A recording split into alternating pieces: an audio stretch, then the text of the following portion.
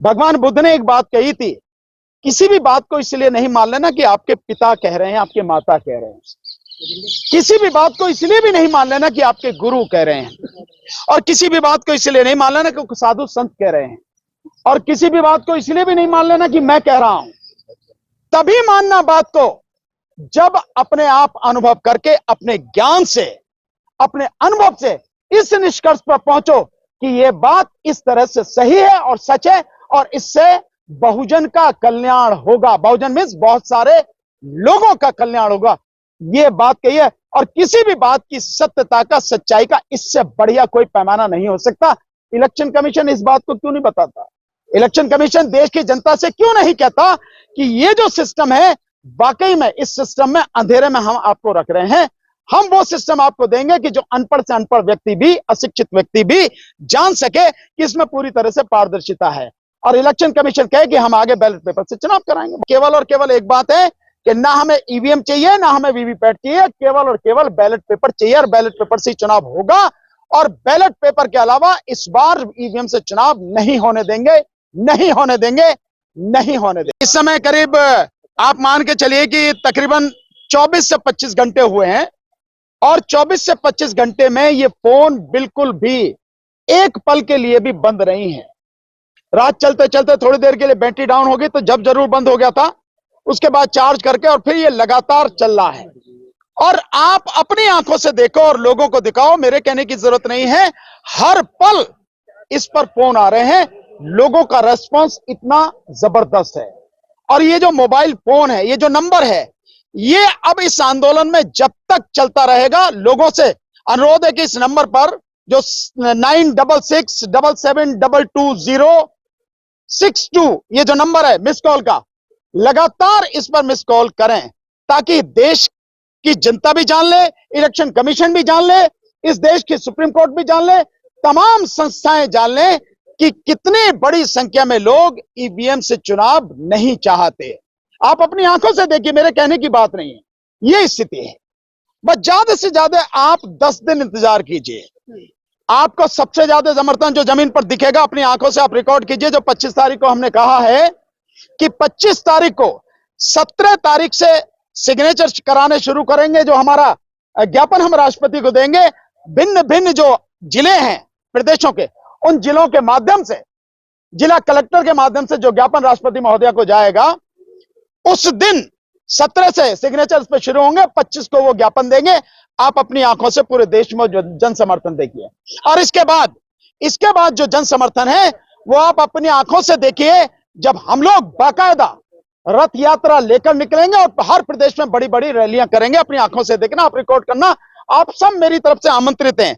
आप और आपके अलावा जितने भी सोशल मीडिया के साथी इस देश भर में हैं, सभी को मैं आमंत्रित करता हूं, अपनी आंखों से देखो और इस देश के इलेक्शन कमीशन को दिखाओ, इस देश के सुप्रीम कोर्ट को दिखाओ, और इस देश की जनता को दिखाओ कि जनता कितनी बड़ी संख्या में ईवीएम के खिलाफ सड़क पर उतर चुकी है। अभी आप प्रेस कॉन्फ्रेंस में कह रहे थे कि 3 मतलब चुनाव नहीं होने देंगे ईवीएम को, तो ऐसा लग रहा था कहीं ना कहीं आप धमकी दे रहे चुनाव आयोग को। नहीं, धमकी नहीं है, हमारी सलाह है। इस देश की जनता नहीं चाहती कि ईवीएम से चुनाव हो, और हम देश की जनता की आवाज के साथ में खड़े हैं, जनता के साथ में खड़े हैं। और अगर जबरदस्ती ये चुनाव किया गया तो मैं कह रहा हूं आपको, इस देश की जनता इस बार ईवीएम से चुनाव नहीं होने देगी। आप इसे धमकी मानो, इलेक्शन कमीशन इसे धमकी माने, इसको सलाह माने, हमारा आग्रह माने, हमारा निवेदन माने, जिसको जो मानना है, जो शब्द देना है वो दे। लेकिन यह निश्चित है कि इस बार इलेक्शन केवल और केवल बैलेट पेपर से होगा। 2024 का जो लोकसभा चुनाव है, ईवीएम से नहीं होगा। क्या लोकसभा चुनाव जो होने को है उसमें थोड़ा ही वक्त बाकी है, इसके बीच में क्या ईवीएम बैन होगा? क्यों नहीं हो सकती है, क्यों नहीं हो सकती? ईवीएम की मशीन है, बंद पड़ी रहने दो उसमें, जिसमें पड़ी है। बैलेट पेपर तो 10 दिन में छप जाता है भाई। ये थोड़ी है कि उसके लिए बैलेट पेपर की कोई मशीन बनानी है, कुछ नहीं, रातों रात काम होते हैं। इलेक्शन के जो काम होते हैं बहुत वार स्केल पर होते हैं, रातों रात काम होते हैं। इतनी बड़ी बड़ी फैक्ट्रियां हैं, कंपनियां हैं, किस चीज की कमी है इस देश में? किसी चीज की कमी नहीं है, सब कुछ। लेकिन सर, आप तो इतने समय से आवाज उठा ही रहे हैं, इतने समय से अगर कुछ नहीं हुआ तो इतने कम महीनों में कैसे कुछ? ऐसा कुछ नहीं है कि इतने समय से आवाज उठा रहे हैं तब नहीं हुआ और अब कुछ नहीं हो सकता।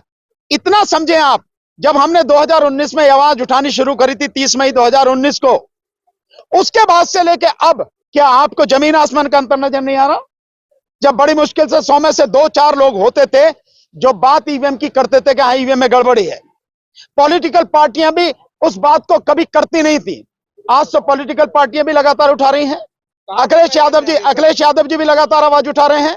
कांग्रेस में दिग्विजय सिंह लगातार आवाज उठा रहे हैं।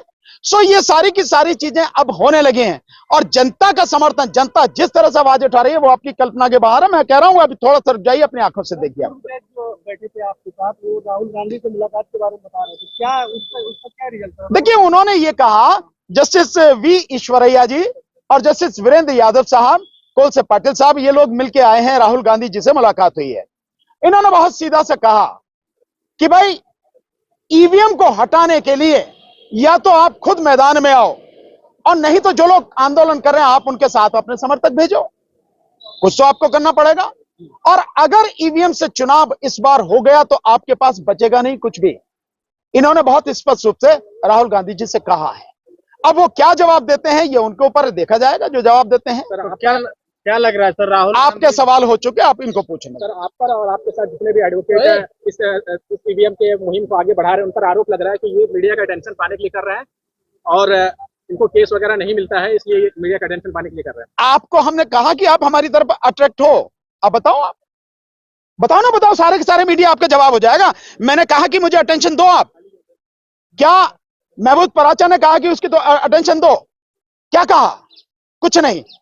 हम जो कह रहे हैं आपको लग रहा है कि यह सच है और यह सच जनता के बीच में जाना चाहिए, आप दिखा रहे हो।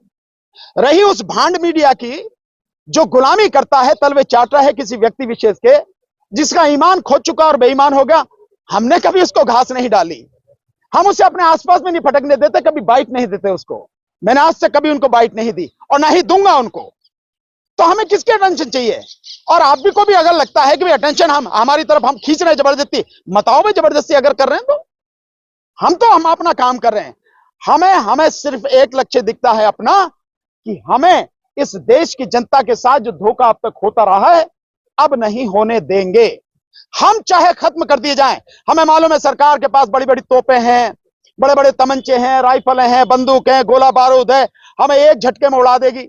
हम जानते हैं सरकार इतनी ताकतवर है, हम मर जाएं इसकी चिंता नहीं है। लेकिन इस देश की जनता का जो अधिकार है, ये मत का अधिकार, क्योंकि देश की जनता के तमाम जो और अधिकार हैं, वो स्वतंत्रता का अधिकार हो, वो समानता का अधिकार हो, रोजी रोटी का अधिकार हो, वो धार्मिक स्वतंत्रता का अधिकार हो, वो शिक्षा का अधिकार हो, वो सारे के सारे अधिकार इसी अधिकार से जुड़े हैं। ये अधिकार खत्म, बाकी सारे अधिकार खत्म।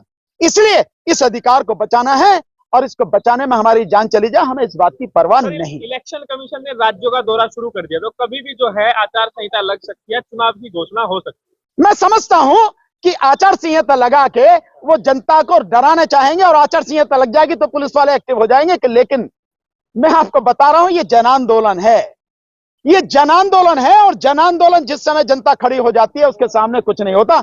मैं आपके माध्यम से कहना चाहता हूं, मुझे मालूम है कि सारी हलचलें क्यों हो रही हैं और क्या होने वाला है। आचार संहिता लगने के बाद भी ये जन आंदोलन अब रुकेगा नहीं।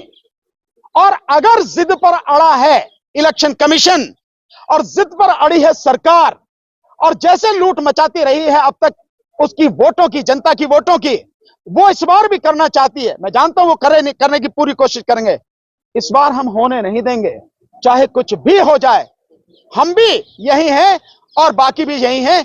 आमने सामने जो कुछ है जनता ही बता देगी। केवल और केवल एक बात है कि ना हमें ईवीएम चाहिए, ना हमें वीवीपैट चाहिए, केवल और केवल बैलेट पेपर चाहिए और बैलेट पेपर से ही चुनाव होगा। और बैलेट पेपर के अलावा इस बार ईवीएम से चुनाव नहीं होने देंगे, नहीं होने देंगे, नहीं होने देंगे। आप लोग बार-बार कह रहा है सर कि ईवीएम में कोई गड़बड़ी नहीं है, तैयारी भी कहा उसने।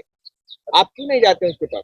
किसके पास? चुनाव के पास हम तो गए थे ना, गिरफ्तार करा दिया, बात खत्म हो गई। लेकिन वो तो आमंत्रित कर रहा है। कौन आमंत्रित कर रहा है भाई? तुम्हारे पास नोटा आया, मेरे पास तो नहीं आया नोटा। देख काहे की कौन इलेक्शन कमीशन है? कौन आपके इलेक्शन कमीशन के जो है वो तो पहरेदार लग रहे हैं, या इलेक्शन कमीशन के जो आप वकील लग रहे हैं? कौन है आप? उन्होंने कहा है ना, उन्होंने कहा है तो वो होता कौन है ये कहने वाला? हम उसकी बात पर विश्वास क्यों करें? ये देश बुद्ध का देश है। अफसोस इस देश में आज की तारीख में भड़ुए और लुटेरे राज कर रहे हैं और वो ये चाहते हैं कि उनकी बात पर विश्वास कर लिया जाए।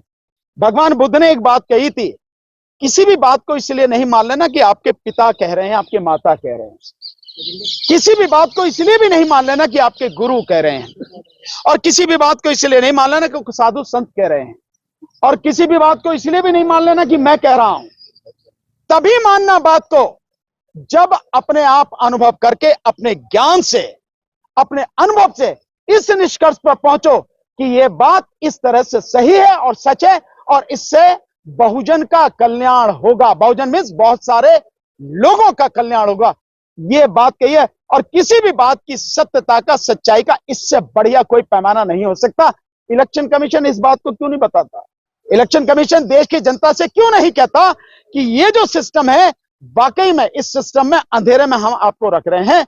हम वो सिस्टम आपको देंगे कि जो अनपढ़ से अनपढ़ व्यक्ति भी, अशिक्षित व्यक्ति भी जान सके कि इसमें पूरी तरह से पारदर्शिता है। और इलेक्शन कमीशन कहे कि हम आगे बैलेट पेपर से चुनाव कराएंगे। बहुत सीधी सी बात। सर, आप लोग इलेक्शन लड़ने की तैयारी भी कर रहे हैं, तो 2024 का चुनाव आप करेंगे, आचार संहिता लग जाएगी, तब भी आप लोगों का आंदोलन जारी रहेगा, तो क्या फिर आप बाइकआउट करेंगे इलेक्शन का, क्या करेंगे? अरुण जी, हमने आपको बता दिया, हमें जो भी समय पर सही प्रतीत होगा, शांतिपूर्वक तरीके से, पूरी तरह से संवैधानिक और लोकतांत्रिक तरीके से हम हर वो कदम उठाएंगे जो इस देश में ईवीएम से होने वाले चुनाव को रोकेगा। और बैलेट पेपर के चुनाव, उसमें कुछ भी हो सकता है। हम नहीं कह सकते आज, कल क्या स्थिति होगी, कल जो स्थिति होगी उस समय देखेंगे।